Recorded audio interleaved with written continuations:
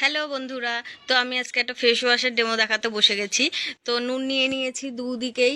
তো নুনের মধ্যে আমাদের মদিকেয়ার ফেস ওয়াশটা দিয়ে দিয়েছি, আর আরেকদিকে দেবো আমি ক্লিন ক্লিয়ার ফেস ওয়াশ। তো তোমরা দেখতেই পাবে ক্লিন ক্লিয়ার ফেস ওয়াশটার কথা আমি একটু বলি। ক্লিন ক্লিয়ার ফেস ওয়াশটা অ্যাকচুয়ালি বাচ্চাদের কোম্পানির, জংশন কোম্পানি। তো জংশন কোম্পানি মানে আমরা সবাই জানি যে খুব ভালো কোম্পানি, যে জংশন কোম্পানি বাচ্চারা ইউজ করে মানে সবাই ইউজ করতে পারবে। তো জংশন কোম্পানির ফেস ওয়াশটা সবাই কম বেশি আমরা ইউজ করেছি।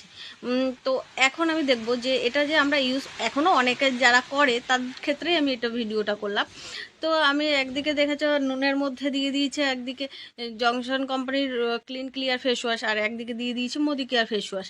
আমরা নুনের সাথে আমাদের স্কিনের তুলনা করলাম, কারণ স্কিনে মুখে আমরা যখন ফেস ওয়াশটা ইউজ করি ক্লিন ক্লিয়ার, তখন আমরা দেখতেই পাবো স্কিনটা না কেমন আঠা হয়ে যায়, কেমন ড্রাই হয়ে যায়, প্লাস কেমন ছোপ ছোপ দাগ হয়ে যায়।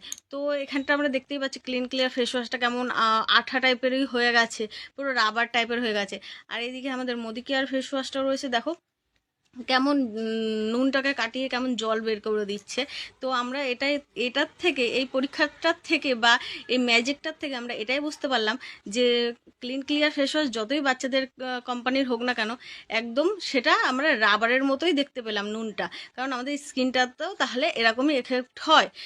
আর এদিকে আমি মোদি কেয়ারের